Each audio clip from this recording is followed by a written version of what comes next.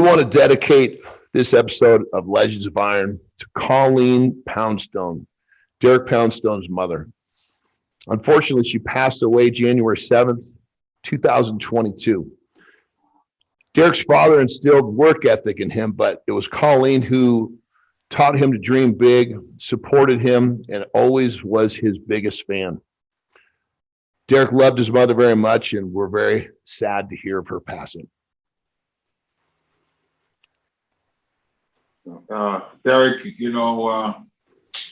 it's very tough losing a loved one, especially your mom. I'm very close with my mom also, so I can only understand what you're going through. And, rest in peace and stay strong, brother. Hey, Derek. I loved your mom. Coleen was a wonderful person. She was sweet. She was loving. She was caring. She's everything a mother should be.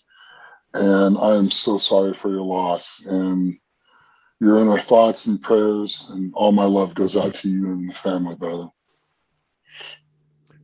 Yeah, Derek, I remember meeting her on multiple accounts, and she was a sweet lady, always smile on her face. It was always great to see her. And, I have a really close relationship with my mother, so I can only imagine what you're going through right now. I'm sending my love, brother, sending positive vibes. As I told you in a text, anything I can do for you, I'm here. But more importantly, we're dedicating this episode to your mother, Coleen Poundstone. Welcome to the Legends of Iron. I'm John Anderson. Meet my co-hosts, Nick Best and Akeem Williams. We're going to have some amazing guests on the show.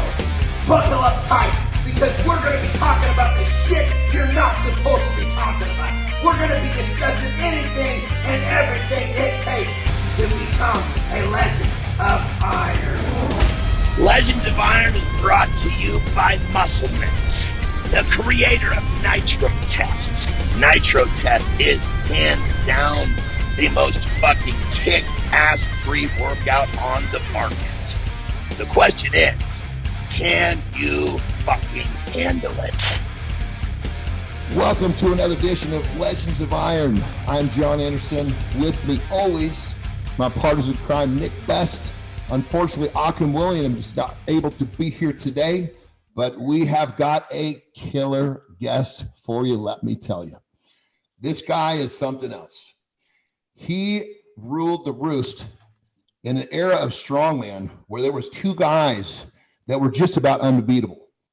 He's one of the few men that had ever beat Zydrunas Savickas and Mariusz Pudzianowski. Very, very small list of people who beat those two. And we've got one of them sitting right here with us on the show.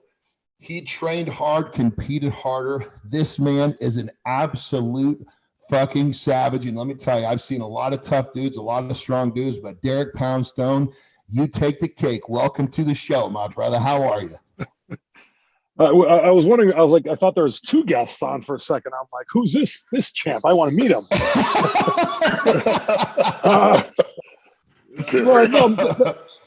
That means a lot coming from you, John. You're a pretty insane athlete, competitor yourself. So, I mean, it's definitely, it definitely means a lot. I appreciate the invite to come on the show with you and Nick, and always willing to accommodate you guys. Well, thank you. Well, thanks, bud. Yeah, that's really cool. It's good to see your face, dude. It's been too long, way too long. Yeah, isn't that the truth, man? Holy shit. Well, back what I was saying about being a savage, I remember firsthand because, when some of those team competitions, we were actually together, and so I was having to, you were just coming in, I was having to keep up with your ass. It was, it was pretty crazy, and then, somewhere in that, 2006, 7, you just put it all together and just started. I mean, you turned it on so strong, nobody could slow you down. And you gained such a head of steam. You started knocking down these big names, started winning huge contests. And it was pretty amazing, brother. I mean, you had an amazing career. You trained through tons of injuries. you competed with many injuries. Most people would never think about competing with some of the stuff that you competed with, which was all very difficult. But one of the things that I'd love for you to talk about, which was probably one of the toughest of all, was, you know, the loss of Mike Jenkins, which was tough for everybody, but I think you especially. We'd love to hear you talk about that, brother. Well, you know, John, I don't really, first off, you know, I'm not really good with, you know, getting praised. You know, it's just a weird thing. You know, I just always enjoyed, you know, the challenge of being, you know, the not of being the best, but, you know, the pursuit of something. You know, and I say something. It doesn't mean strength. I just trying to just figure it out. You know, and you know, that being said, when Mike had passed, you know, at that, it was kind of an eye opener. Not like for me, there's a couple different like things that come into my mind when at that time, and it, you know, first was, you know, I really didn't even like Mike when I first met him. I mean, I liked him as a guy, you know, but as a competitor, I was like, he's different than me. You know, he was very, you know, he wore like the pink shoes, you know, the Chucks, and he had the crazy, you know, yeah, he had like this crazy personality. And, you know, I just was like, you know, clean cut guy. I just went out there and just did work, you know, and he made it like look fun, you know, where I made it look like I think watching me was like watching a car accident. You know, you can't look away because you're just waiting for shit to break, you know? That's where Mike, true. You know what I'm saying? Like, I like laid it all out. I mean, oh yeah. And then, yeah, you did do that. And then, oh yeah, know, for sure. Then Mike was just this, he always left a little bit in the tank, you know, and it's crazy because like, there's like this, you know, like Chinese philosophy, Taoism, which it talks about never really giving 100%, because if you do, it takes too much out of you and you don't, you know, you can't recover. And this, we're talking about like work and life and, you know, relationships and just generally everything, you know, and I realized a decade later nearly that, you know, that's a kind of like way Mike was. He gave it his all, but he was smart about it, you know, and I wasn't. And then when people want to speculate, you know, no, when I say I was smart, like I killed myself. I mean, I'm all or nothing, and I was 110% in, and I would go until, you know, most people fail. They make the choice. When I say fail, I'm talking like if they're benching or deadlifting, you know, they hit that point where like it's hard and they let go of the bar, you know. Yeah. I don't. I mean, yeah. And for me, you know, and so they just, it's a conscious decision, and people don't really like to admit it, but it's okay. Where I was able to reach true, you know, failure, like complete and utter, you know, muscular overload. And, you know, that was really good, you know, in the short term, but that's why I was riddled with injuries, because I was always pushing it so far. And here's Mike, you know, who was so calculated in his training. You know, I was calculated in, you know, really just not necessarily the training aspect, but, you know, every day in the gym was war, you know. But you can't, you know, if you know anything about like, you know, military training, you train the segments and pieces, and then you put it together. I was just always just training the whole deal, you know.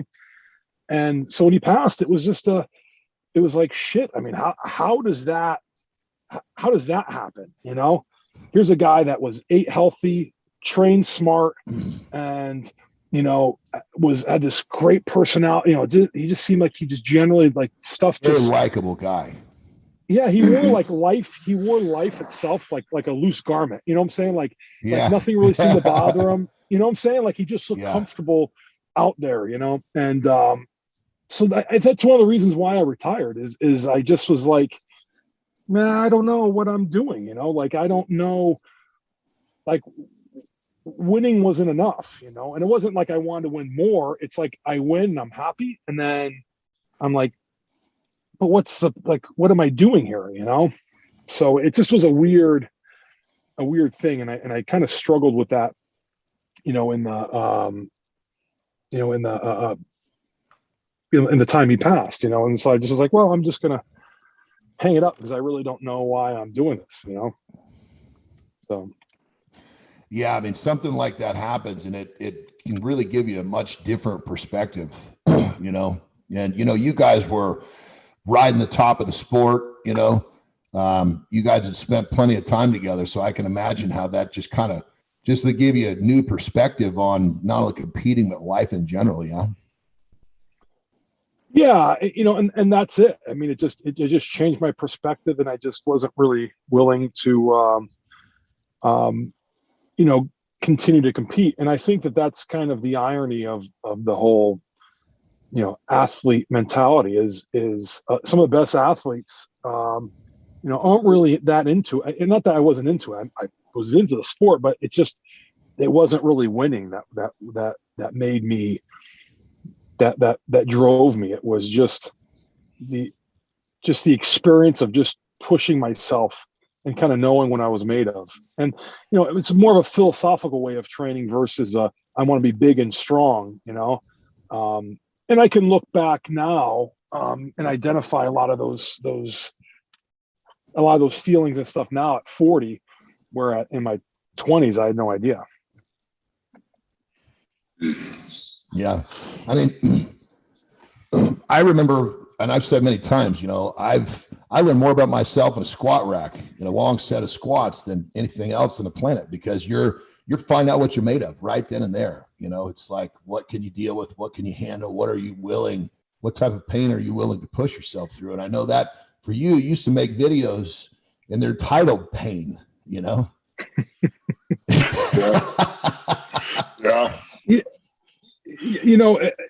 Yeah. I mean, I think that's what I identified most with, I mean, you will never experience, the true sort of feeling of being alive until, in my opinion, until you willingly put yourself through, this type of pain that is just different, and I remember doing a deadlift. My back was bothering me whenever it was, 2008 or 9, I think it was 2009.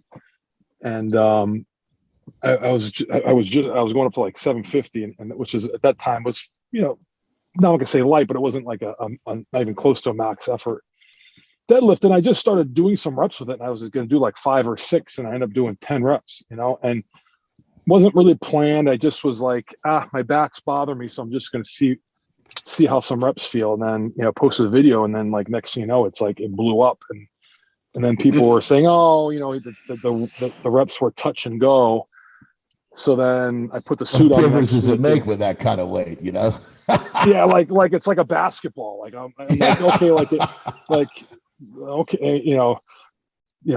people that deadlift 500 pounds are commenting on it, and that's kind of one thing that I found that's really interesting about, I don't do a lot of these like interviews and podcasts. I don't post a lot of social media content, because if I put my opinion or my idea out there, it's not, no one's asking for it, so if people are, on the internet, and there's no value in it, and not monetary, not like a value for dollar type thing.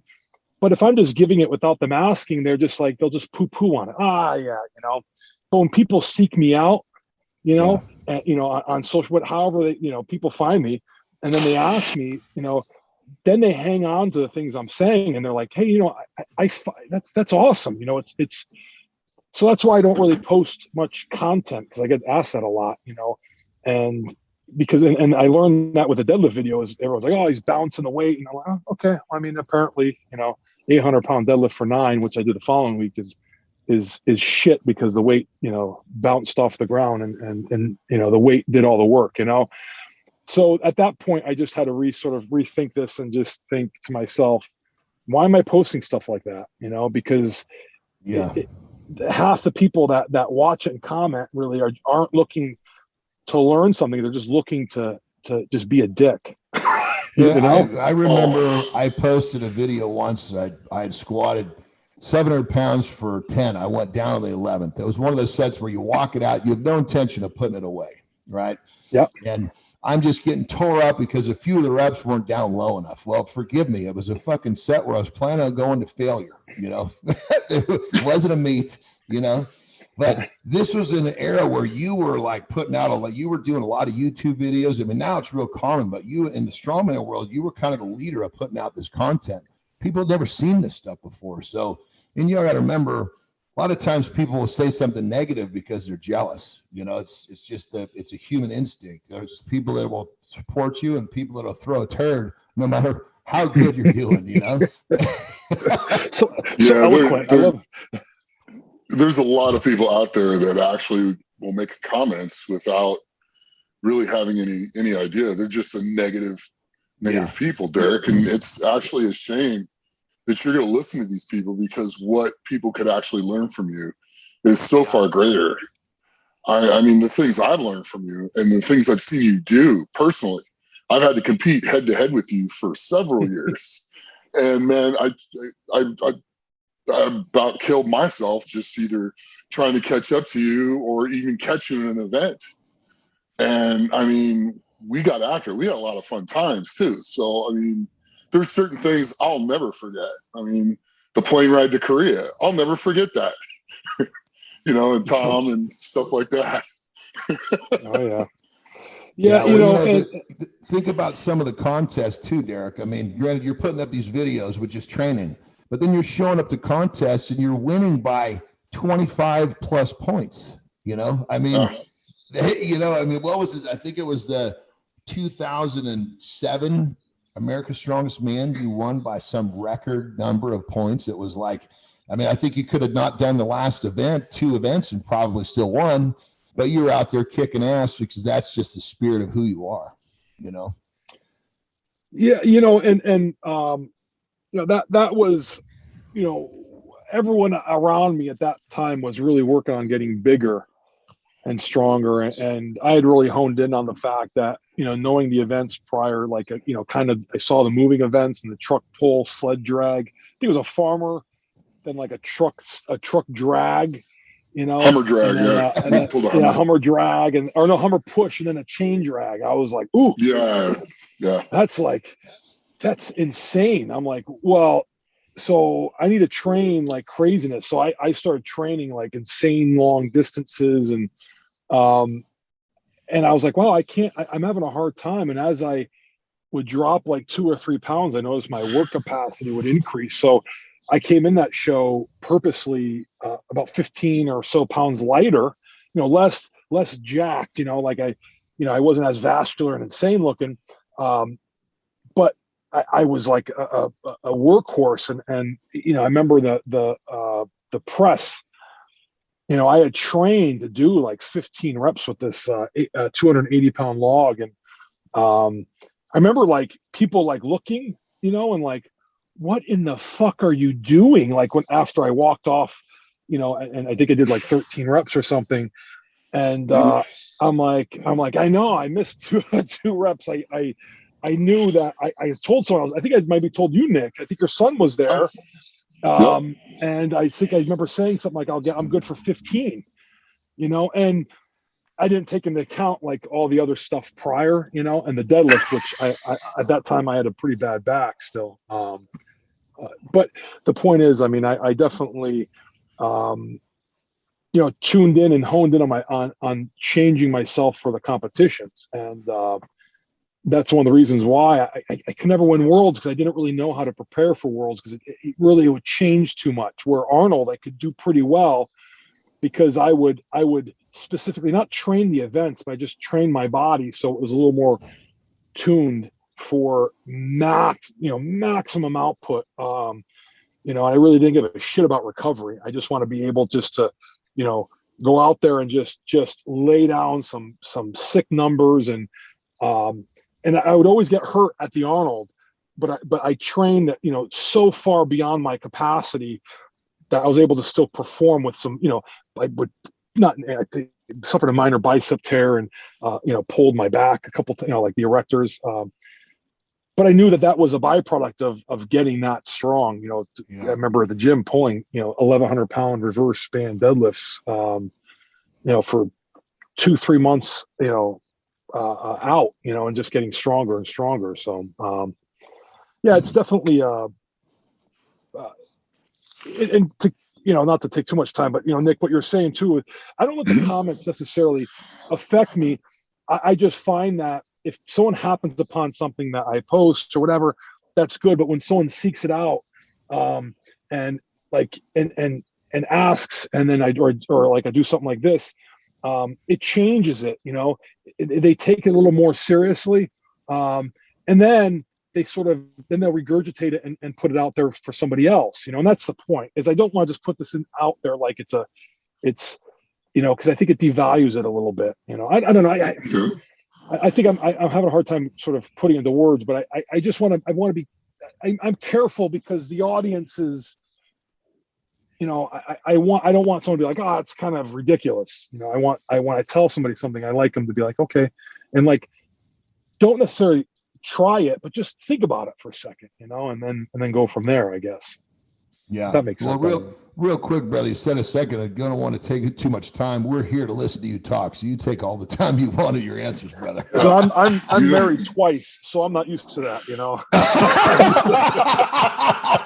I'm used to, are you listening to me?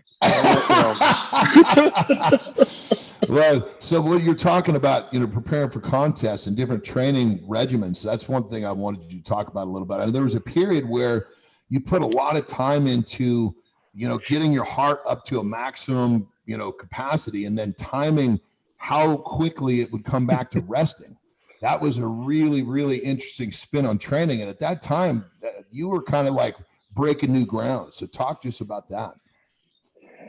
Yeah, John, so back in the my early days of strongman, and when me and you were competing against each other, and also on teams and stuff, one of the things I noticed was I'm like, John is really fucking strong, right? And I look at Nick too, and Z, all these guys are insanely strong, and I'm like, well, I can't beat John at his own game, right? Like the way he presses or the way Nick deadlifts, so I had to find something that was going to be a little different, And so what I did is I said, well, the thing that I'm pretty good at is, I'm able to put myself out there pretty hard, I'm able to give it my all. So I'm like, well, I'm not going to just train my weakness, get my static pressing and deadlifting up, but I also want to work on harnessing my work capacity even more than it already is. And one of the things I had discovered just from reading some articles and whatnot was that the best way to kind of gauge how do you gauge work capacity, John and Nick? I think about how do I tell I can use the RPE scale. That's too subjective. What's an objective way to measure how hard I'm laying it out there, right? I can count reps, but what if, John, like you said, what if 2 or 3 of the reps I'm cutting them a little bit short, right? Let's just say it adds up, but or the tempo is a little faster, right? Now I'm changing it, and so I was timing the sets and saying, okay, well, I'm going to do 10 reps within 45 seconds. But then I'm getting my anxiety levels increasing because now I'm thinking about 45 seconds of a shit show, right? And I'm before I even start the set, I'm already amped up and I'm wasting energy. So I came up with the idea of doing the worst thing you can do. I found that had a decent amount of skill, but a lot of work involved. This idea of yours was fucking genius, by the way. This idea of yours was absolutely genius. Keep talking about, what you're explaining was so far ahead of what anybody was thinking about at this point, Well, so the idea though, John, was to take something and not just so. Initially, I started doing something where I'd take a treadmill and I'd push the treadmill when it was off. So it was like a truck push, and I would just try to endure 2 minutes. And then I started doing a little bit of reading about, I found that I was closing my eyes a lot, and I started doing a little reading and finding that closing your eyes changes the way your brain processes information. Now I'm no longer fighting, but now I'm surviving. I don't want to go into a competition trying to survive. I want to fight. So I got to keep my eyes open. But it still wasn't, there wasn't enough specificity in that. I still couldn't really, how many steps was I taking? It was just too hard to duplicate each workout. So what I started doing was doing 300-pound keg carries for fixed distance, because it was just enough skill, right? Because you got to carry it, you got to pick it up, carry it. And I didn't want to load it over a bar, because I didn't want there to be, too high of a chance of dropping it, or, kind of getting a little too excited. So it was a way to kind of make sure that I still had some fine motor skills, and that I had to think about the movement, but it was very painful. Anyone that does keg carries, for time, knows it. Limiting variables as well, correct? You're limiting some variables. Yeah, I'm adding just enough variables so I'm able to properly evaluate like the set, if you will, and so instead of looking at how much time it took me to carry the 2 or 3 kegs, what I did is I looked at my overall time doing it. So I would go 100 feet, 3 kegs, 100 feet. And what I found is generally I was right around 50 seconds, which is, it's decent. That was the beginning of my training when I first started doing this. But what was interesting is before I picked up the first keg, before we pressed the start button, I was told to go by my ex-wife, Kristen. What we do is we measure my heart rate. And pre-event, my heart rate was around 120 beats a minute, right? Because I have anxiety. So that was my resting heart rate. That's like you line a car up on the drag strip, right? And you rev it up, right? I'm priming the pumps, right? I'm getting the body's getting ready. So I would do it 50 seconds, right? Give or take. And I don't really care about 2 or 3 seconds. And I was trying to go about 95% there. And I would do this twice, right? Every single week. And what I found is, my time would decrease a little bit, but my main focus was, during the, trying to figure out how my recovery was. So what I found is my recovery, I would get to 180 to 190 beats a minute was my maximal heart rate, during the middle of the set, right? Because my heart monitor would signal how high I would get and when. So what I would do is I found that during the sets, my max heart rate, doing this week in and week out and doing the conditioning that I like to do, which is treadmill pushes and that sort of stuff. I was even running for a bit of time. My max heart rate wouldn't go up to 190. It would only go to about 178. My time would decrease by about 5 or 8 seconds. So I get down like around 40 seconds. But most importantly, John, is it would take me the first time I would do this about 4 or 5 minutes to get to the point where I was recovered. Having done this right before World's Strongest Man 2009, when I was in pretty good shape, my recovery was 30 to 45 seconds. So I went from 5 minutes down to 45 seconds, essentially. Yeah. And that was the measure to figure out if what I was doing during the week was working. And that the thing I was doing was treadmill pushes. So I was doing these 2 sets, 2-minute treadmill pushes. And I would do 2 minutes on, 2 minutes off, and I do that 3 times. And then right before Worlds, like the last couple weeks, I would just do 8 minutes straight of just and forcing my heart rate to stay above 180. So I was in that point, that spot where you want to shit and puke at the same time. And I would endure that. Hold on, real quick, for people that are listening that don't understand, to have your heart rate that high for a brief period of time feels like you're getting run over by a truck, let alone to leave it there for minutes. How many minutes did you say that you were doing that? So towards the end, 8 minutes, as I would keep it there. So it's funny because there's a few people that actually witnessed a couple times I did this. There's a female strongwoman competitor, Christina Lefex, and then my ex-wife, and my face, my head would be purple, and the irony is I was able to train so I could endure this low oxygen environment for long periods of time because the blood's moving so fast that the cells aren't able to pull the oxygen out, and that was really one of the reasons why I had to retire because what ended up happening is it just destroyed my body, and I started developing an irregular heartbeat because my pushing my heart that hard for that long. And Nick knows because I called him a few times. I'm like, I have an irregular, and so I don't recommend you do that. But I don't think most people So- could do that. So now here's the thing, Derek. Here's the thing. I was doing those treadmill pushes after I learned it from you. I wasn't taking it quite to that extreme, because I remember you said you're doing like 3 sets of it, push for 2 minutes and then walk for a minute, push for 2 minutes, walk for a minute, push for 2 minutes. I was getting up to where I could do that like about 7, 8 times. When I was in that range, I knew I was in really good shape, but I didn't push. I took my time. I did that over weeks and weeks and weeks to get up there, but I didn't push it to that quite extreme where it was getting up into the 190s, ish in the heart range stuff. But a lot of those conditioning things that you did 100% work unbelievably. You just took the whole next step further.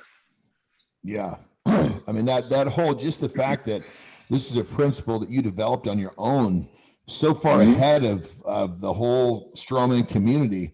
It's one of the reasons why you were just such a man eater, man. You had created this. I mean, you were in such good shape, obviously extremely strong, but you had the ability to recover. You walk away from something, people laying on the ground, Oh, yeah. Yeah, well, I think that culminated in 2008 when I competed at Madison Square Garden.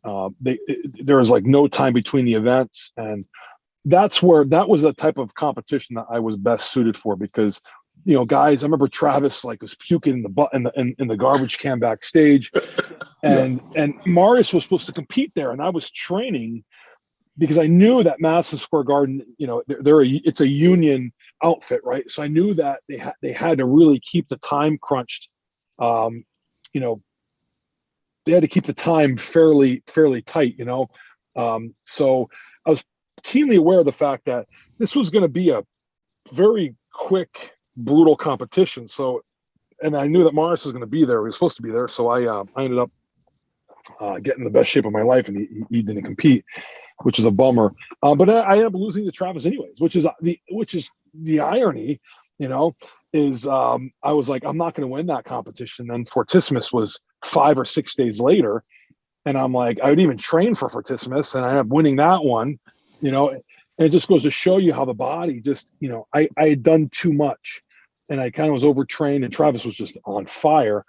But once I took that week off, my body just, over accommodated, and I came in Fortissimus just in very good shape, conditioning wise. Talk about that contest, because that was going to be I was going to lead you there next. So that contest was like that. You did some things there that just completely shattered what people thought was possible in the strongman world. That stone that you lifted, you were the only guy to lift it, Yeah, John, I, like I was saying, I was training for Madison Square Garden in 2008, and that was going to be sort of Marius was going to come to the United States and beat me, because I'd beat him earlier in the year at Mohegan Sun.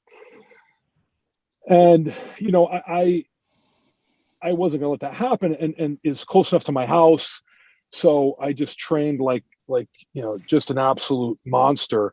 And, I was a little too motivated. I mean, I'm not going to take anything away from Travis. Travis came in an insane shape. I was so focused on the conditioning and stuff. I was crushing the events. But like the stone load and some of the higher skill stuff, I just was bobbling stuff, where Travis wasn't in as good of shape, but Travis just does work. He does work really, really well.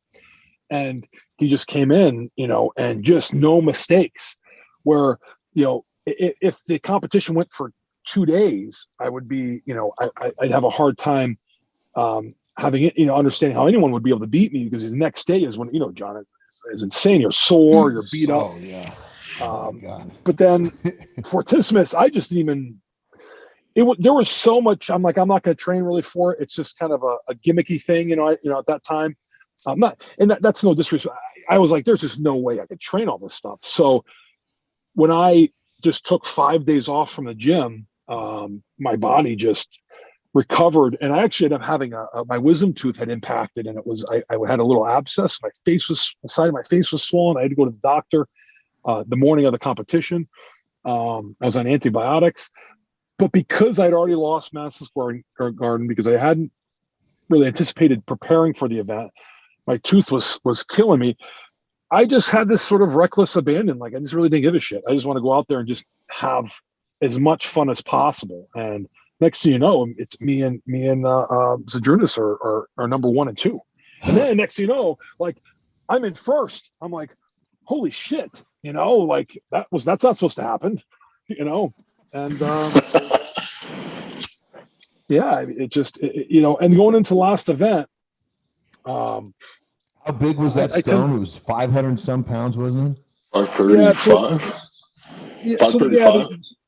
Yeah, somewhere thereabouts. And monster. They said it was like they said it was going to be 517, and at that time, John will know, when me, John, Travis, Brian, when we would go overseas and compete, the natural stones were very, very popular, and big time. We as a group, we were actually pretty. I think we were ahead of the curve with the Americans and most guys. And I don't even know, like, I don't think anyone's really trained natural stones that much. It's just that we just had so much fun. Like, I don't know, it just.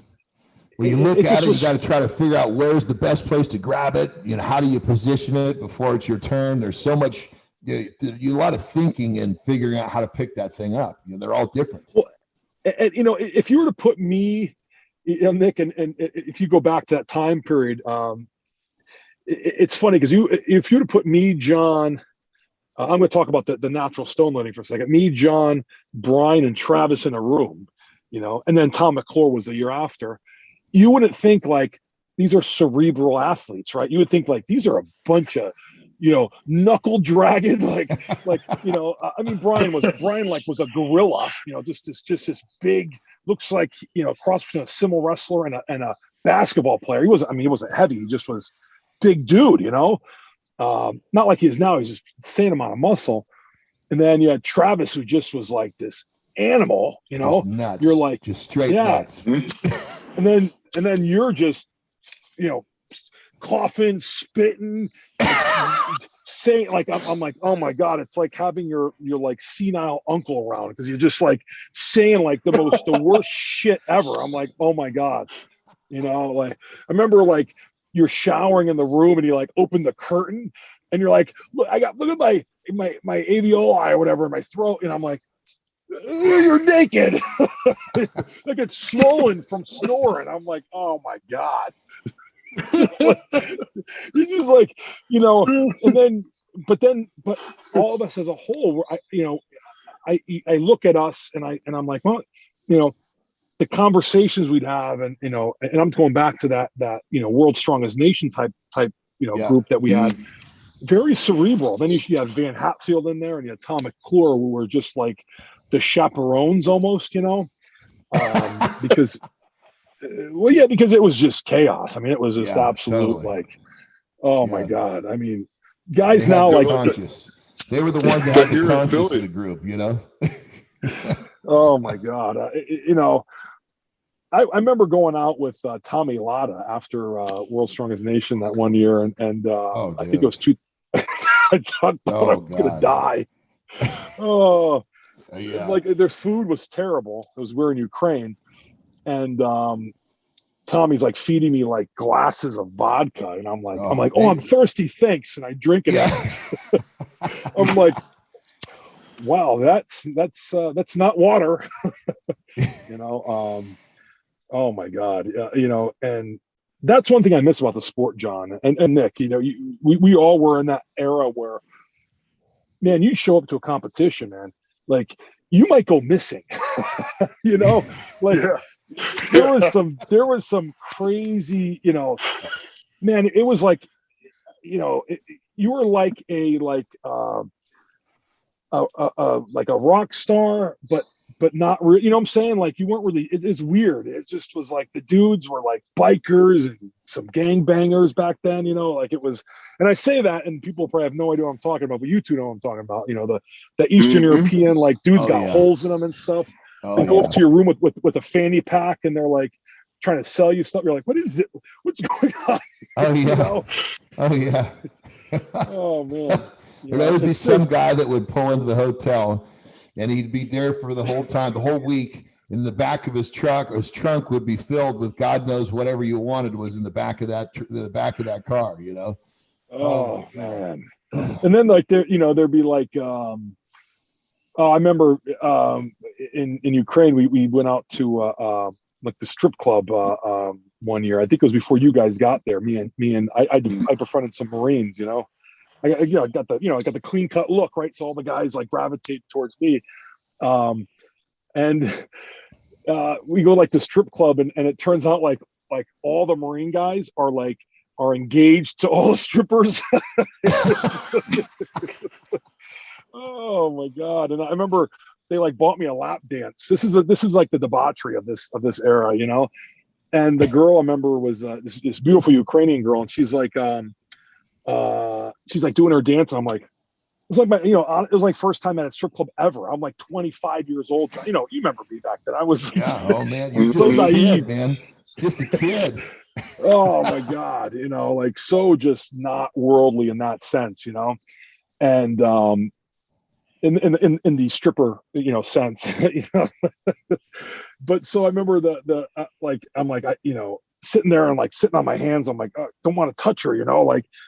And she's like, everything okay? And I'm like, no, it's fine. It's fine. She's like, you no touch. I'm like, no, I'm not touching. She's like, no, you no touch, no good. I'm like, no. She's like, no, you touch. I'm what? She's a little different than back home, I guess. You know, it's just, you know, but that was like that era. Like I grew up, you know, in strongman. And, you know, I was a young guy. I was a cop at that point, you know, already. I've been a cop since I was 22. But you know, it just was. It was like you never knew what you're gonna get, man. I would go to work, you know, work midnights, get off work, fly out to God knows where, compete for a weekend, fly back, and 2 to 3 hours I got to be back at work, you know. And it was like I felt like a double agent, you know, like it just was like, you know, it was just craziness. Yeah. It was like you didn't do it because you wanted money, fame, or fortune, man, and you just did it because it was just badass, you know. You just loved this pursuit of just strength, but not like we're talking like warrior strength, you know. And I think about you guys, you know, and man, it it's just a different era. Now it's pretty, you know, as you got the strong, is that the shirt wearing strong and pretty shirt? Is that what it is? You know, but now it's, you know, the sport, everyone's, you know, it's all about the look of it, you know. Back then, man, it was like, you know, you would see the event on paper and you're like, these guys did what? You know, like the shit that, you know, loved it, you know. I don't, it's not that I don't love it now. I mean, I love it, but that's just, I grew up in the sport when it was just chaos. And I use Tommy Lotta as an example. Like that dude would like, he'd go out for like days. You're like, he's competing, you know? Yeah. I mean, you'd go out after a contest was over, and you really wouldn't go back to the hotel except for to grab your bags and get, you know, go catch a flight, you know. With 4 connecting flights from Ukraine to New York. Like, been traveling for like 30 hours, you know. Oh, there was one of those. Remember, there was one of these flights coming out of somewhere, and they went to go take off, and son of a bitch wouldn't get off the ground, so they shut it down. Remember that? Yeah. And they had to take the baggage off the fucking plane to get us off the ground. We're sitting there, you and I, and Americans, we're just shitting our pants going, what the fuck? The Europeans are like, no, they just got to take the bags off. I remember, and I tell that story, and people think I'm full of shit, you know, like the guy needed a second running start to take the plane off because there's like 20 Eastern European dudes, like, you know, we're talking like back then, everyone was like, you know, me and John and Travis were like kind of smaller guys. Yeah, we were kind of looked at like the small American group compared to these fucking monsters over there. Yeah, you had humongous. Oh, you had Z at 400 pounds. You had Khalil at, you know, almost 400 pounds. You had Facile Verstook with, you know, the bullet holes in them, you know, 370. You know, all these guys, not only were they strong, but like you were like, you look and you're like, I think if I say the wrong thing, they might murder me, like. Yeah. Vasile is scary, man. Vasile was really scary. Yeah. Nicest guy. Nicest freaking dude. But man, was he kind of scary looking. Yeah. And he talked scary too, he had that look on his face. You're like, I don't know if he's mad. I don't know what's going on here. You didn't see a lot of smiles out of him, Yeah, and then you had Vitas Plakaitis too. Remember him? Like the guy would just constantly like run into you and like sweaty, hairy mess. Oh, remember the thing with Vitas is, man, he had the smell down cold, man. He smelled like a farm animal, and it was always that way, no matter he was fresh out of the shower or not. The hairiest strongman ever. Yes. literally the hairiest strongman ever. Not on his head, but everywhere else. But strong, a level of strength that still is. And that, I don't know, I think if he just didn't look like the Wicked Witch from the West, with his nose and stuff, the guy would be more, would be, you'd see him out there a little more. The guy, gotta be one of the top 5 strongest guys in that era, every single competition. He was just unbeatable. Like, his max output was high, but his work capacity too. I'm like, what?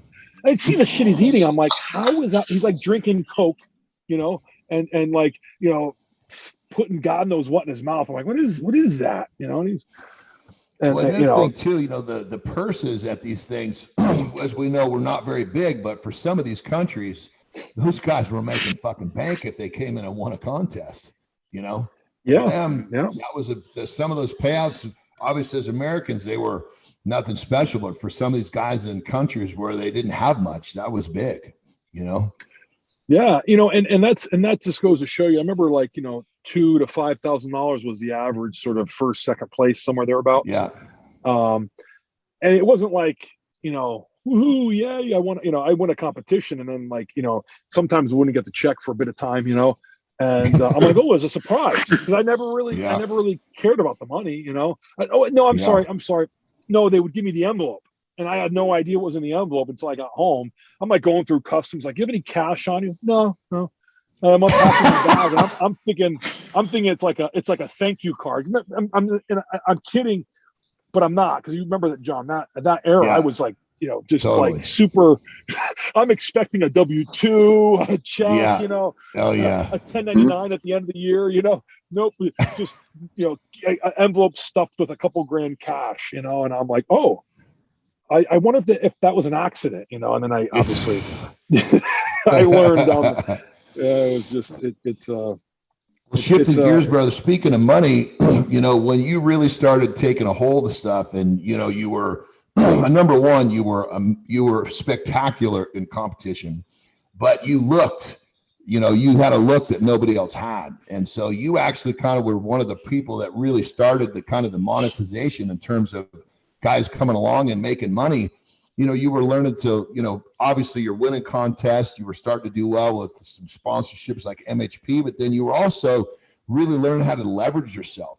You were one of the first guys that started to leverage yourself a little bit. You did well with that. Talk to us a little bit about that. You got a pretty good business mind for that era in the sport. Well, I saw guys like you going out and going from strongman, and I saw you were obviously sponsored by MHP, and I think you still are at that time, and so I saw you sort of going after sponsorships, and I was like, well, and I knew Gerard Denti from, I forget how I met him, the owner of MHP at that time. I think he still owns it. Awesome guy. So I knew that there was, but I guess, I kind of learned a lot from you, actually, John. I saw you're, into property management and into investments, and which that's stuff I never really had a mind for, that sort of stuff. But I did see that you put a value on you, and I just didn't want to do stuff for free, but it wasn't about money for me. I had a good job. I still have a good job. So I think my mindset was a little, I wanted all of us to get like recognition. It wasn't about like, ooh, I'm better than everybody else. I just knew that if I can get in front of somebody that, and I hired an agent, and he was really successful at sort of furthering my cause, but getting on the cover of Muscle and Fitness. Yeah, that was getting huge. It was awesome. And those guys, we started putting articles together and started making it like a regular thing.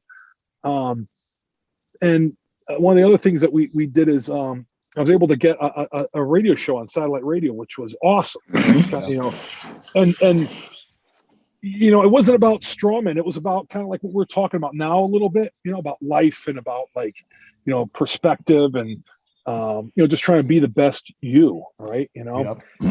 And I really enjoyed it. And that was kind of more in my wheelhouse. I just, the strength stuff was awesome, but I think people can relate to just trying to, have fun with life, man. We all have an expiration date, and I think that was one of the things that I found to be, I wasn't trying necessarily to monetize it. That was cool. Kind of a positive side effect of what you were doing, really. Yeah, but when people would see the stuff that we would do, I remember doing Madison Square Garden, doing some publicity stuff. People ate it up, like rolling frying pans in half and ripping phone books, or rolling frying pans, ripping phone books and stuff. And I'm like, really? That's impressive. You should see, then we started pulling buses and, doing all that sort of stuff for promotional stuff. And the more people saw, like, they were super intrigued by it. And it wasn't just like, this dumb jock, this big, gorilla. I think they really learned that when they would see that we're all introspective, right? And we all, I'm sure your listeners will get to know you and Nick pretty well. You guys have come from a really cool spot mentally, and everybody I've ever met in the sport, guys like Travis, guys like Brian, my former training partner, Tom McClure. The list goes on. Guys that just you can learn a lot about life, from you guys. And when we would do this sort of media stuff, people always commented on that. So I think that was important for me to make sure that I represent the sport, but I also got people to see that side of us. So I guess that's really, something. Well, I remember you were somewhere along, I can't remember when it was, but we were talking and you had started to use PayPal, and it was obviously a way of receiving money for some sort of a service or an appearance. And I thought, oh man, he's on it now, Yeah. Because PayPal was like the first way that now there's 10 different ways of money exchange now, but PayPal was like the original. I still use PayPal, Yeah. I remember, I got in PayPal back when PayPal was linked with eBay, early 2000s. That's like, so like, that's like Elon Musk era when I think he started PayPal if I recall. But so, that was, it's weird because at that time I didn't realize it, but it definitely was sort of breaking new ground. But now I'm like the complete opposite. I'm like a dinosaur. I don't really do content. I don't really do, it's kind of weird. I went from one extreme to the other. I pretty much stayed, keep to myself, and it's just different. I don't know. And I don't know why that is. It's just, I'm over it, I guess. I don't know. Well, everybody evolves, you're in a certain part of your life, you're going to be the best version of you as Derek Poundstone, the strongman. Obviously you're retired. It's time to be the best version of you in what you do next. Obviously you're a parent now. There's life changes a lot, in a short period of time once kids enter the equation, Yeah, John. And I remember Nick, I'd seen him, bring his kids up in the sport, and I would have loved to do that, but I just had him later on in life, and it wasn't really, mind you, Nick had his kids, Nick is still, the guys, I don't know how you compete at 50, but the point I'm getting at though is 54, I believe, isn't it? 53. Don't rush it. 53. Excuse me. Don't rush it. But I think for me that the passion had decreased, but I found, being a parent was like that. Like I'm all or nothing, and that was like that helped. I don't want to say fill a void, but it just really helped me learn a lot about myself. And then the next level for me was coaching guys. Like that is, I used to see guys like coaching guys. I'm like, oh, okay, that's definitely nothing I'm ever going to do, because it's like they're going out there and like it just, to me, it just seems so foreign, to help a guy. But like, how do you benefit from it? I mean, and that sounds shallow, but I didn't really grasp it as a 20-something-year-old guy.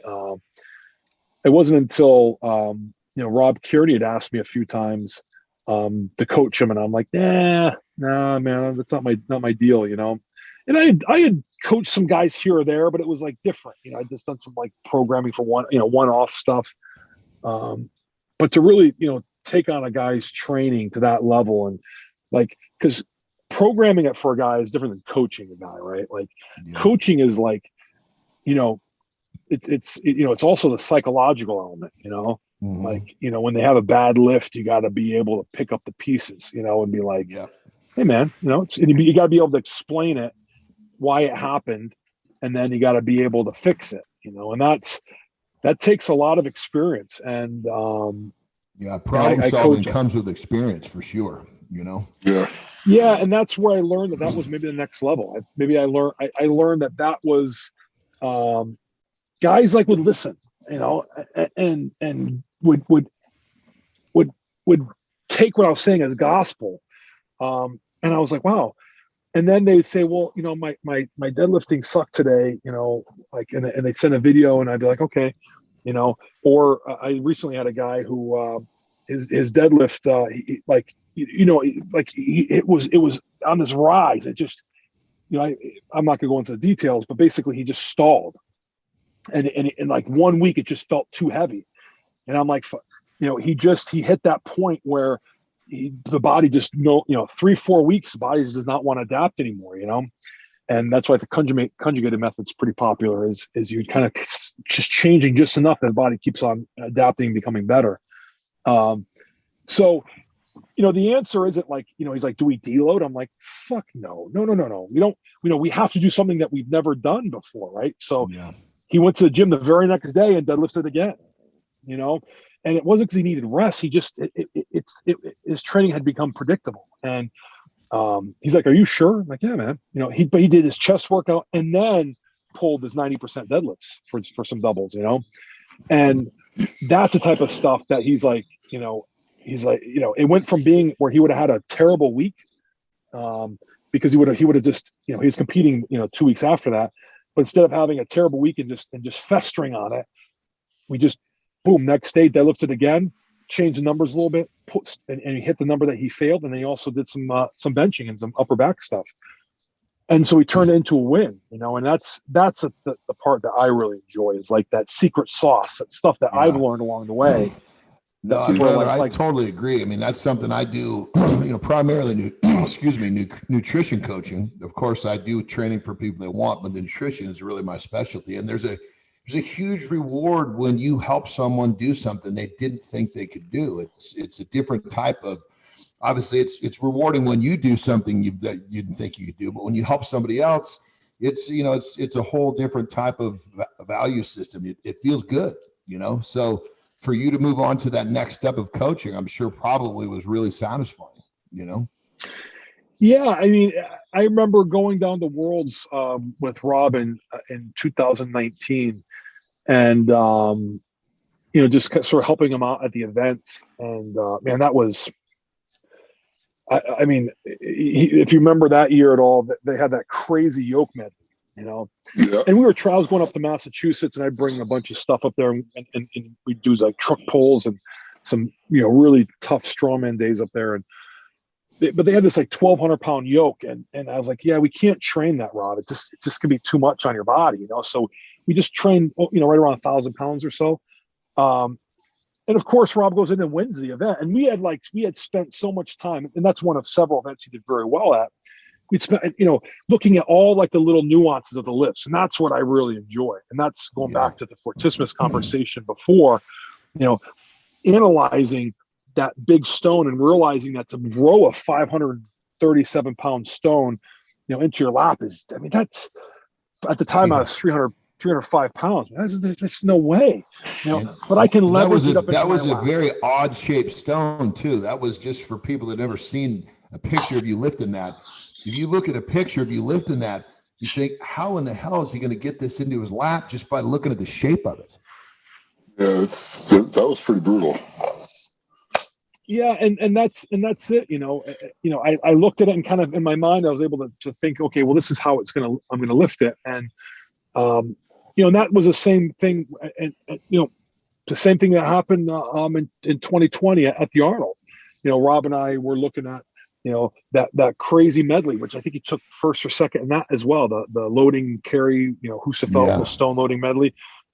We were looking at every single thing piece by piece and realizing that when he's getting gassed, he's, he could do some trickery as far as how he held some stuff early on. But then as he got exhausted, we knew that the fine motor skills would go. So, his technique had to change based on how they decided to put the implements in there, and it was awesome. I love that. I love that level of just planning and preparation, and then seeing a guy just have faith in you. Like, it's just awesome. Something that to me it's like when it's like a Sherpa, right? Like you hire a Sherpa to go climb the biggest mountain in the world. I mean, you don't have the Sherpa, you're gonna die. I mean, there's no question asked. Just having some guy with you, like it just makes all the difference. Like how even if they don't help you carry your shit up, right? Like, but just the guidance, knowing that this guy's been up there before. Yeah. He's like, hey, it's gonna suck. You might get a little delirious, but just do what I do and do what I say, and you'll be fine. And that's what I like. It's like that mentality. Well, brother, we touched on this earlier, but I think for the viewers that maybe don't understand just what a savage you are, talk to us about some of the injuries that you had. But it's not just that you had these injuries, is that you not only trained through many, but you competed. Like, you tore a quad very, very short period of time before World's Strongest Man and still went and competed. Talk to us about some of these crazy injuries that you've had and actually competed through, because it's one thing to train through an injury. It's another thing to go compete on a major. And you had a lot of them. Your back, that quad. I mean, you talk to us. Yeah, John, my first sort of major injury was in 2006. I had ruptured the disc in my lower back, and it caused like a slight hemorrhage on my spine, which I still suffer with today. Now, unfortunately, that ruptured disc, and then also I had a herniated one above it, turned into, now I've got a total of 5 bad discs, and a fractured vertebrae.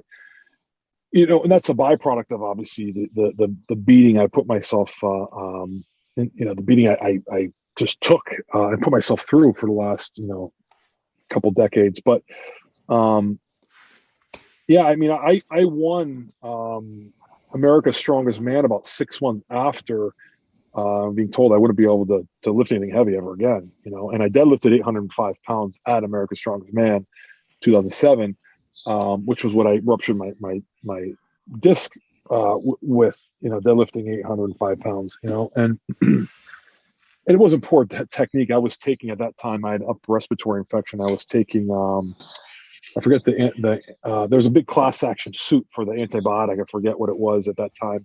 But a lot of guys were tearing their bicep. Same sort of material. The disc and the bicep tendons are made out of similar material, but it weakened it, and that more than likely, I feel like probably had some sort of exacerbating effect. But so and then back in 2010, 3 weeks before World's Strongest Man, I was doing a ton of volume, and lots of we were talking about lots of squats, and I use squats as a way to sort of increase my work capacity.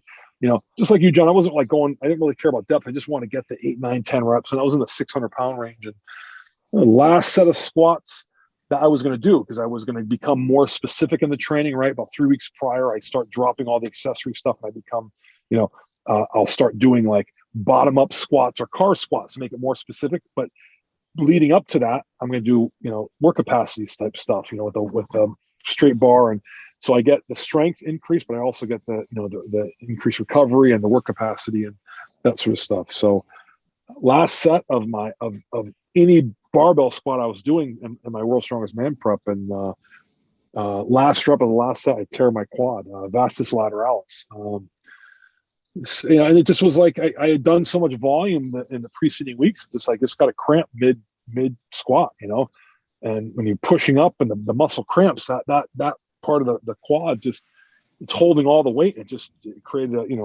not too bad of a muscle tear, but man, it bruised like I've never seen before. My leg was swollen, my toes, bottom of my toes were black and blue. I remember that. Yeah. And I was going to drop out.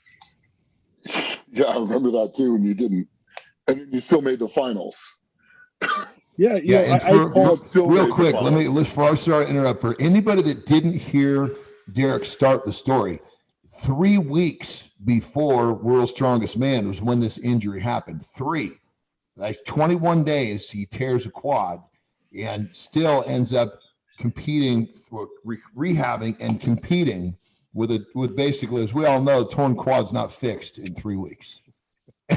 Well, yeah, and I had actually called Nick, and I was like, yeah, man, I'm done. I can't, I'm dropping out.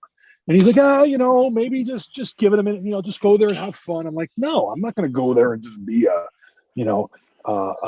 dead weight, And he's like, well, just give it some time. Don't make the decision yet. So I tell the guys at World's Strongest Man that I was injured, but I wasn't sure. I was undecided, And then I just stopped training. Well, I didn't stop training. I just did curls every single day. And if anyone's ever seen World's Strongest Man 2010, it was very, very clear that I looked like a pro bodybuilder.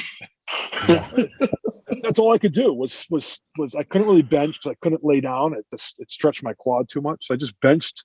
I just did some light overhead pressing and curled every single day.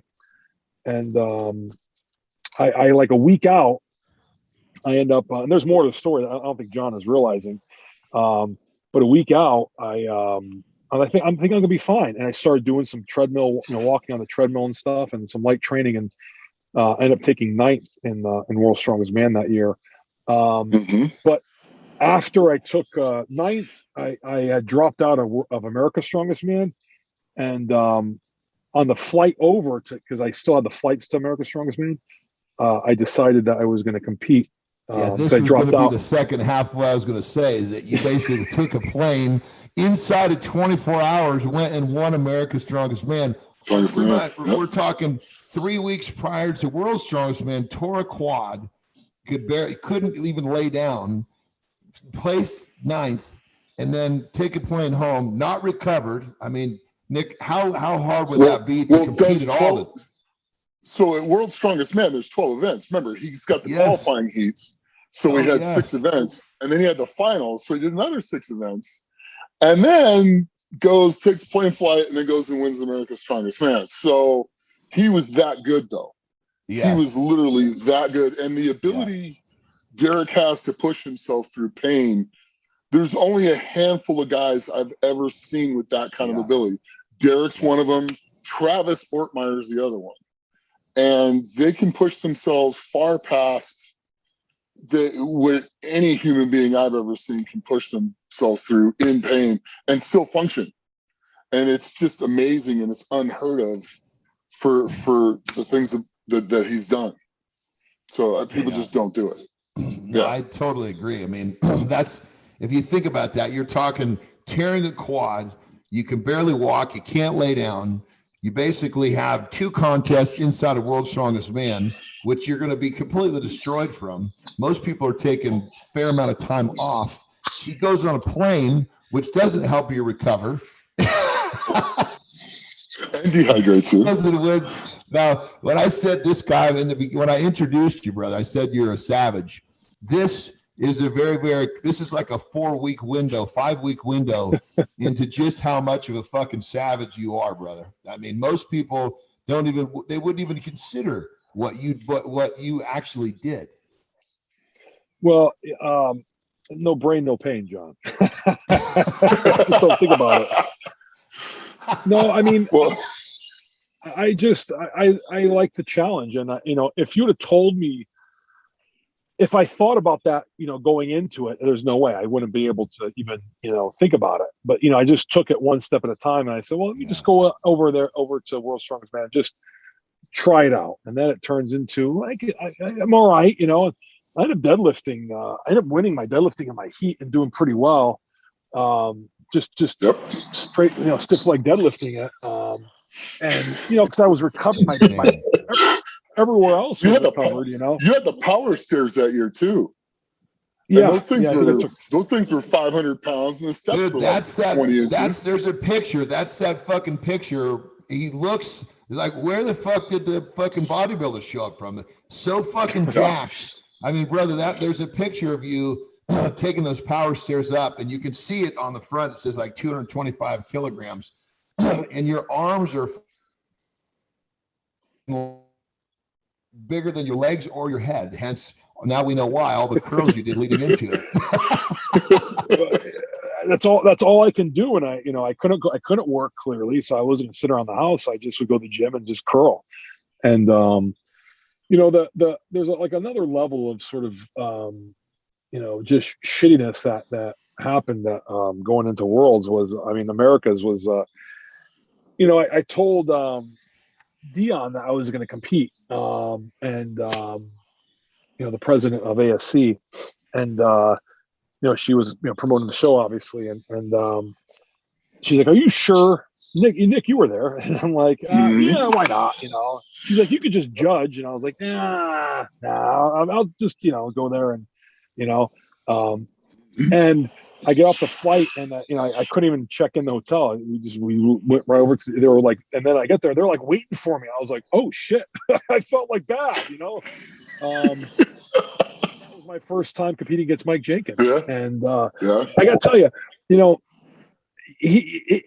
the interesting thing was I was good that day, but one of the reasons I was so good, I think, was because Mike was there. I'm like, this guy, I don't know. A lot of guys are talking about him, but let's just see, and then he starts doing well. I'm like, oh shit, this guy's good. So like I had to turn it on, and I had to play like all like no big deal. No, I couldn't lose, because it just, to me, it was like I was playing it like cool guy, like I basically, my behaviors and my actions had wrote a check that, that I had to now cash, right? And I'm like, uh-oh, like I can't be like, no big deal. Yeah. And Mike's like, oh, and he was like, and Mike, in his mind, I could just tell by look on his face, was like, this guy's got no idea what I'm capable of. And on my mind, I'm like, this guy's got no idea what I'm capable of. And it was like this, this battle without saying a word. It was like this psychological chess. If anyone's watched Pumping Iron, it was kind of like that, Yeah. And Mike brought me to a whole nother level that day. And, I am better for it, because I learned how hard I can push my body. I mean, we had yoke walk, torn quad, terrible. Oh my God, it was painful. Oh my God. I hit a 420-pound log press at the competition, no leg drive, because, it was just like, I was like a man possessed, because, it was a fight. And sometimes, if you watch MMA, there's those certain matches, and it's like BJ Penn with Matt Hughes, they bring out the best in each other, right? BJ Penn fights other guys, he's good, but man, when he fought Matt Hughes, man, he was a whole nother level. Same thing with Matt Hughes, and that was like Mike. And the other person that brings out the best by far is Travis. And I say best, like it's like psychological warfare, because my actions are what does the talking. And like, I'm going to show him, and he's the same way. He's like, I'm going to show him. And man, we would compete in that generation, John, and Nick, you were there. It was like a shit show. It was like insanity. you know. I remember some guy telling me if I can just stay close to him in the tire flip, you know, I'll be okay on this event. Just stay close to me. Well, who was that? That was me. If you remember that, huh? That was me. That was you. 2006 at America's Strongest Man when we did the tire Yes. flip. Such an asshole. You were like, just stay if you can stay by me, you're gonna get a time with this. Yeah, oh god, that sounds like an arrogant fuck. But I mean, I knew that at that time. I knew I was going to be pretty decent. So I guess. Well, that was always the thing. I remember way back when we're talking about, you know, being in Europe. I remember that about you, brother. Once the first event hit, it was a fight. You were going to fight it out to the end. You're like a pit bull. You're either going to die or you're going to fight to the end. Yep. So you're going to die or you're going to fucking win, and that's it. I mean, pain or not, you don't register the pain. You just start fighting, and everything else goes away. You know. Remember the John? I mean, there's two things I think that stand on my mind that really took me to a whole nother level: the pole push in Ukraine and the tug of war. My God. Oh, God. Those were brutal. John got hurt. There was like no time limit. It was like you had to win or lose, and these things were going on for minutes. You know, brutal. Yeah, you got hurt, so I was sitting in every single round. Yeah. Well, you know, speaking of which, that trip when I got hurt, so we were on a beach. It was wrestling, strongman wrestling, and I busted up my ACL, and I couldn't get out to the medics, so they had me on a stretcher. And you were behind me where my head was, so that because you were afraid someone was going to drop me. I'm like, dude, save your fucking grip. There's a lot more. And you were like, no, I'm going to make sure you're okay. I mean, that was like, at that time, it was so endearing because I was hurt. You know, when you get hurt, you're just you're just in a whole different world. And the fact that you just stuck by my side to make sure I got to the medic, to the van or whatever they were putting me in to take me to the hospital, that you carried. I kept telling you, no, save your grip. There's a lot more. And you were like, no, I'm going to carry you through. I remember that sits in a deep spot in my heart, brother. I thank you for that. Well, listen, not for nothing, but you're not a small guy, so you'd still be there today if you like laying on the beach still. Like that looked like a piece of leather. You were stuck there. There's no way. Let's say use a tractor or something. Oh my gosh. Yeah, no, I mean, I looked up to you guys, like you and Van Hatfield were much older than me, and I just then Nick too. I mean, I remember Nick was always like, we'd be battling it out, and I'd be going against him on an event, and he'd be like giving me in the early part of my career, giving me advice or giving me like, it's cool because he would say stuff like, I know you're going to beat me on this event. It'd be like deadlift, something that I'm Nick is a deadlift freak, and he'd be like, hey, just don't beat me by too much. I'm like, look at him like, really? I mean, you're like a power lifter, like on a whole nother level. This is going back early days, 2006, 2007, and always just willing to give like a cheerleader. And same thing with you, John. That's one thing that stuck by me is same with Van. I remember Van was just, like giving me like tips for like pressing. And it was like, these are guys that I'm competing against. And just like, like teaching me a little bit about the inner game, like just understanding like, I want you I want to beat you, but I want to beat you with, you at full potential. At your best. Absolutely. Yeah. 100%. Yeah. And for people that don't know, strongman is a brotherhood in a really, really deep way. I mean, the guys that you compete with, whether you're on the same team or you're competing against them, we all go through the same shit, and it's so we all support each other. Even when you're pissed off that you didn't do well, you're happy that somebody else did do well. And that's a really cool thing about the sport. That was something I really, really missed when I left. Yeah, and that's where I think the coaching for me fills that void a little bit, because it's like to see somebody that you're helping and just for them to listen to you and when you say, hey, listen, you got this, you'll be all right. It's that same sort of thing, but instead of, it's no longer like it's you still have that brotherhood, but now it's like, all the things that I went through in my career, like now it has depth and weight, it has value, something that's a little more tangible, because all those memories, I mean, they're memories. Like we can talk about them and people can, your listeners can hear them, but then to use that to cause action, right? Like it gives it weight, it gives it something that's measurable, if you will. Yeah. Well, check this out, brother. When we were like, sometimes we'd be, on a flight or sitting in an airport, and obviously this time you'd only been a cop for a few years, but we used to have some fun with you telling some crazy cop stories. So tell us a couple of crazy cop stories now. You've had another 15 years of being a cop since you told me a cop story. Let's hear some crazy cop stories. Yeah. Well, those are nothing. I've been 18 years, long time. I'm a lieutenant now. So I'm not on the road that much.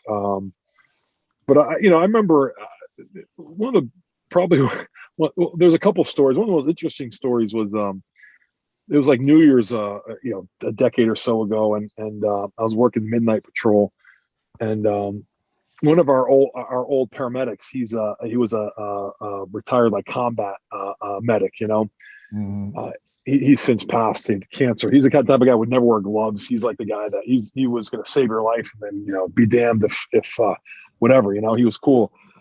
He calls me on my cell. He's like, there's this chick that just came out of the store. She was like just hammered.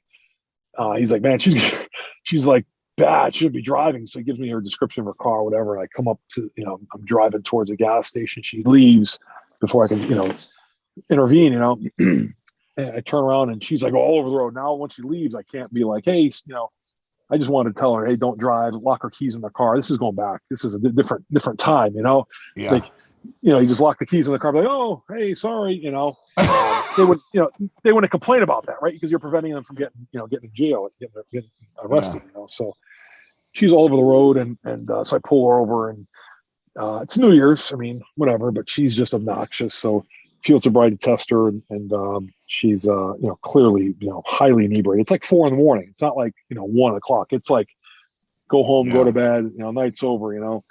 And so one of his old timers comes up and he backs me up. Old timer, like, the guy had like paws for hands, Italian guy.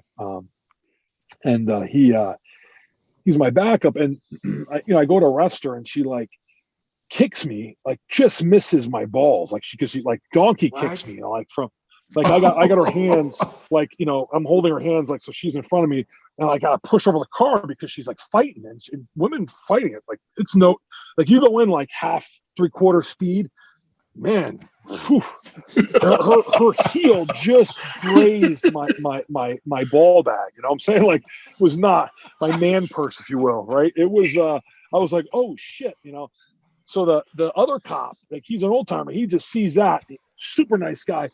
He just like mushes her face onto the hood of the car, nothing like people have this. You say that 10 years ago, people are like, oh, now they're like, brutal. No, I almost got my a testicle impaled by her heel. You know what I'm saying? Like her high heel. Right? But they, but whatever. So he pushes her head onto the car. I cuff her. I get the cuffs on, put her in the back of the car. She like tries spitting on me the whole nine. And I'm just like, this chick's crazy, but mind you, I put no hands on her, right? Like I just, I'm like the victim here, right? The other officers wanted like, had to like restrain her, and like all night she's like, motherfucker, I got a little dick, she's like being so mean. I'm like, I didn't even touch you, like, and I'm like, oh my god, it's like. It's so funny because a lot of guys like, I don't know how you can do that job, but I think John, you and Nick know my personality. And I think that's because I just, I care. Like absolutely. I can be an asshole if I got to, but ultimately, if you spend any time around me, like I like, I'm interested. Like, I talk a lot, but I like to listen, and I like to, learn. And I might be arresting somebody for something, but I'm also interested in what happened. Like, how do we get there? Yeah. And I might not be able to fix it, but at least, I hear it enough and I could say, hey, well, there's this pattern here. I'm no rocket scientist, but 15 people all deal with the same issues. Maybe you probably shouldn't be smoking crack, right? Or, maybe you probably shouldn't be sticking a needle in your arm, right? Like, not for nothing, but like it does kind of humanize kind of the stuff you see out there on TV, and even recently, I had some chick. She was just crazy. I can't be too specific because the case is in court now. I mean, she's my state's in court. She's applied to have the case not dropped, but it's called AR, accelerated rehabilitation. So basically, plead guilty and whatever. And they wanted me to testify, and I said, no, I don't. Whatever. I mean, my job isn't to. She basically, so she spit in my face is what the story is, and. But what ended up happening was I'd gone back into the holding area to fix our automated printing, fingerprint machine, and she's just being vile. And one of those new guys is trying to get her out of the booking cell into the holding cell, because she's got to be held because she's refusing to be processed. So we'll process her later. Point is, after like 15 minutes of listening to this animal behavior that it's insane.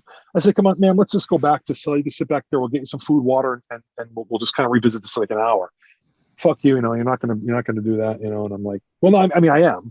it wasn't an option. I was just telling you how it's gonna go, like, but just like that, John. You guys know, it wasn't like I wasn't like being a dick, like high and tight copy. I was like, no, I mean, no, I wasn't and she just didn't like authority, or maybe the drugs that she was on. But I say, listen, I've been punched, kicked, hit, spit. Just don't do any of that because it does not work well for you. It will not. I got a wife, kids. I'm not going to get spit on. What's going to end up happening is you're going to get hurt, and I don't want that. So I bring her out of the cell, and I'm escorting her, and she's trying to spit on me. I could see her, like, I'm like, man, let's come on. I mean, really? She's like, well, you have my arm, and I'm like, no, listen, I'm trying to get you, I'm trying to get you in the cell. You're not going to spit. Mind you, this whole thing is recorded. I got body cameras, like this transparency is at the high, like, there's like, but people think like, well, I'm trying to spit on you, so you got to let me go. And like, so I'm holding her arm, and I'm just like, this chick's crazy. I get her in the cell. She turns around and spits right in my face. I'm like, oh, really? I mean, it's like, and I'm just like, what do you do? I mean, like, there's no reaction because the assault was immediate. It's an assault technically, right? It's done over with, and it's like, in my mind, it's just like, what drives people to like, just think that's okay. Now, mind you, and then later on, she like calmed down. And I'm like, let me just ask you a question, right? Like, imagine going out to the jungle and finding a lion and just going up to it and just flicking it right in the nutsack, right? Like, or imagine like just punching it right in the nose. Like, do you understand? I'm a 300-pound guy with all these tools on my belt, and you think it's because that I'm not going to do something like that's insane, and and that's when I realized, this career is not, I want to help people, but the problem is people just don't want to help themselves anymore. They don't want to, like, oh, you got me, now it's like, well, it's your fault that I'm an asshole. And that's sort of changed the way that I've looked at the job, because it's like, okay, so be it. Crazy stuff, brother. Crazy stuff. Well, brother, we've had you on here for quite some time, and we want to thank you for your time. But before we go, I got one more question, because you've done so much, and ultimately, you've done so much, and you're already on a path of helping other people. When your time is done, what is it that's Derek Poundstone? What is it you want Derek Poundstone to be remembered for? Yeah, I don't know yet. I'll tell you when I figure it out. I love the honesty there, brother. No, I mean, I don't know. I mean, I'm a big fan of like, human behavior and psychology, and I like studying religion, not like go, I mean, I'm spiritual and religious, but I like I'm just fascinated with what life has to offer. And one of the things that recently I was reading quite a bit on Taoism, and because I'm just fascinated by like these like trying to put stuff in a box, like trying to understand the way, like Stoicism was another, is we'll call it religion, but school of thought that, and it's not like, I just like to understand how we get to where we are now, because when you look back, it really, it can give you a better understanding of why we are the way we are as people, and it was really cool because, one of the cool things about Taoism is, it was never really meant to be, it can't really be put in a box, right? Like, because, the original architect of Lao Tzu, which isn't a real person, but that's another thing. So, but he said, like, I cannot write this down because that goes against the principles, right? Because it's going to forever change, right? And that's me, I guess, I really can't put, not because like I'm one thing or another, it's because I don't know, and the honesty is I'm constantly evolving. And I think that's like, I'm going to school full time, and I work, and I'm a father, and, and I don't do those things because I'm trying to be something. I do those things because I just, over the last couple decades as an adult, I'm trying to understand me and you, and like, and, just discovery, and that's it. And so if I try to say like who I am now, it's going to change. Right. And that's what I thought was kind of inspiring about Lao Tzu explaining about, Taoism and, Taoism, understanding that you can't write it down because it's going to change over the next 10 years, 100 years, 1,000 years. So you're evolving too fast to know what's going to be left behind. I love it, brother. I love Very it. much so. Yeah. So the question is in this frame of mind, what do you want to leave? What do you think? There we go. As of today, because it's going to change, so we can look back. Yeah. We're going to interview you 10 years from now. That's it. Great. We're going to do this again 10 years from now. That's it. Great amendment. Dick, that's a great amendment to the question, brother. So as of today, what do you think it is, bud? Confused. No, I think what I am today is, I would say, a student of, because I've been around and I've done some stuff. I would say that I'm, right now I'm still more of a student. I'm still taking stuff in, even though I'm a coach too, but I'm a student of training and of life and of understanding people and relationships, but I think that where I'd like to be at some point is more like a teacher. And I say that not like to understand things to a level where I can now communicate them better. Right. So I kind of get like philosophy and art and life and all that sort of stuff, but I have a hard time expressing that. And that's one of the reasons I find school interesting, and why I desire to go to school full time is I want to be able to, kind of articulate my thoughts a little better. Not that I can't, but I think that exactly what you're saying, Nick, is when I say I don't really know, but I should be able to know. Like, it's just that it's complicated, right? It's my Facebook relationship status, it's like, it's complicated, right? Because Derek, you're one of the most articulate people I've ever run into. When you go to describe something, you talk about it. You talk about it very well, and you're very articulate, especially in your training. You break it down much further. I'll give people answers, and I'll break stuff down to them, and you can break it down 3 levels further than what I broke it down to them with. So to hear you say you want to be more articulate is amazing, because I think you're one of probably the most intelligent strongmen that I've seen. Hands down. And just people in general, and a good-hearted person and a good soul that does want to help people. So I have the absolute utmost respect for you, and it's just really neat to hear that even you want to keep improving and keep changing and what's there. So it's kind of neat for people to see that, because that'll be a good thing for people to follow and to learn from. And it's kind of neat to see you and the things that you've done and still doing, and you want to continue to evolve. And that's really cool. Yes. Yeah. Yeah, I mean, and that means so much. And listen, I respect you guys, and I would say that my level of respect, is more adoration, because, I think for me, when I say articulate like who I am. I mean, ultimately, life imitates art, right? And so strongman was a big part of me, and it left a big hole when I left it. But why is that? Like, so why I want to be able to articulate like what it is that drives certain people to do certain things, both good and bad. And that's what I'm saying is, yeah, I can break down a lift in strongman, but what about being able to use, that same sort of thought process just for everything, Yeah. And because I don't want to be just a one trick pony, and I don't want to not be a one trick pony. I just trying to figure out, what kind of makes me and other people tick, because that's fascinating.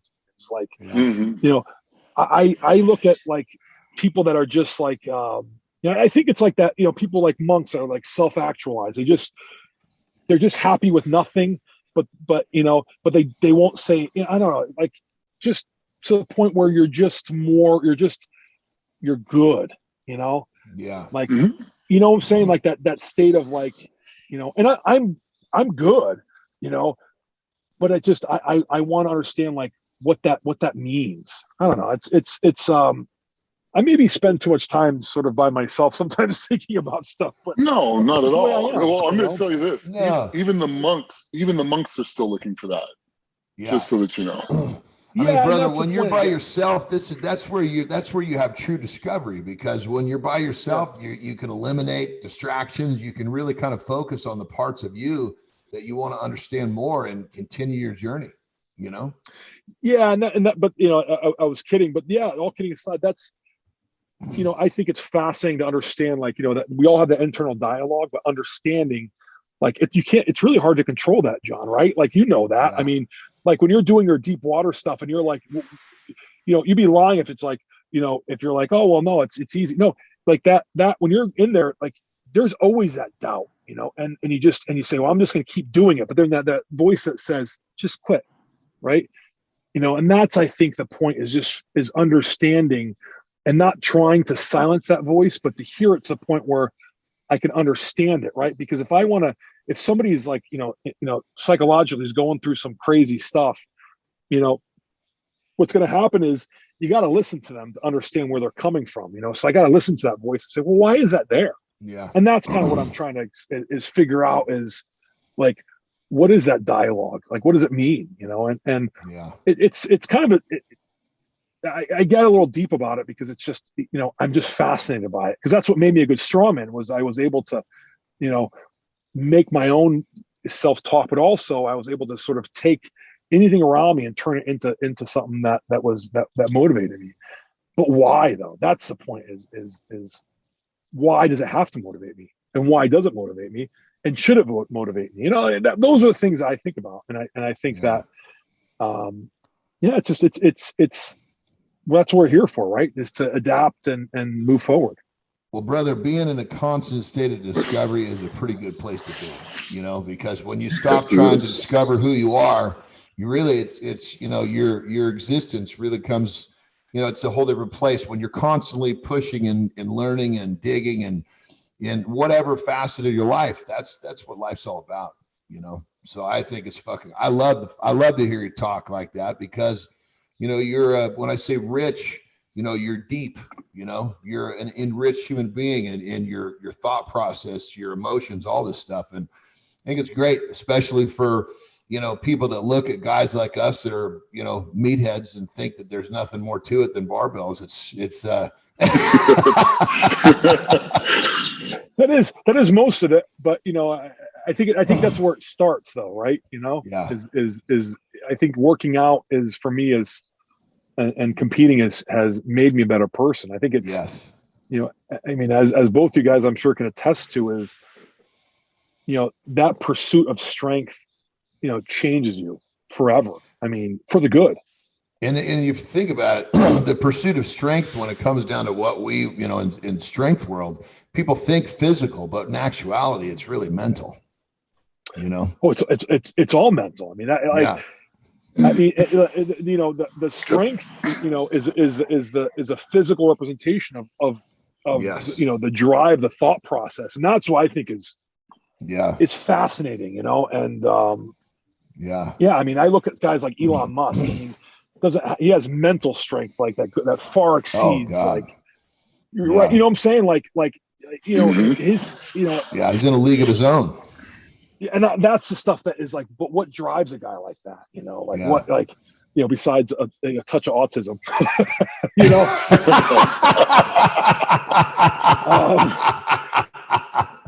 I love it. But all kidding aside, though, but I mean, that's what I'm talking about is strength. It doesn't just mean physical strength, though. It's mental strength and fortitude, and that's like fortissimus, right? That's the ability to endure.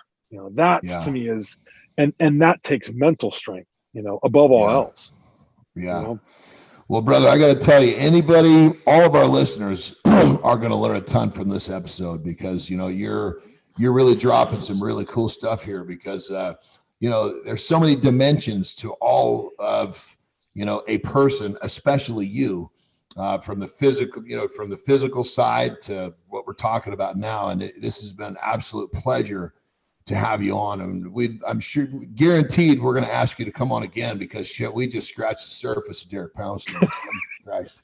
Oh yeah, sure. Block out 2 hours next time. Well, more like 3. Yeah. I love it. Make it a trilogy. Okay. Yeah. Yes. It was great having you on, brother. Thank you so much for your time. And we'll definitely do it again sometime. And Nick, you have anything else for Derek before we close it up? No, it's just an absolute pleasure to see you again, bud. Yes. And call.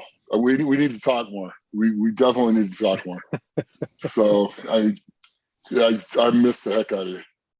Yeah, same here. Both you guys. It just reminds you that the relationships that sometimes we kind of let kind of get some moss on them. I mean, it's important to to stay in touch. And this was a blast, guys. Absolutely. Yeah, it was. Yeah. Thanks for stopping while you're driving. I know you're on your way to see your mom, yes. so thanks for doing that. I appreciate it. That's it. A busy guy pulled over on the side of the road to do the show. I feel very lucky. I know Nick does too, brother. Thank you so much for coming on the show, and we'll do it again sometime for sure. That's another edition of Legends of Iron, everyone. We will see you next time. Legends of Iron is brought to you by Musclemensch, the creator of Nitro Test. Nitro Test is hands down the most fucking kick-ass pre-workout on the market. If you fucking want some, come fucking get some. Can you handle it?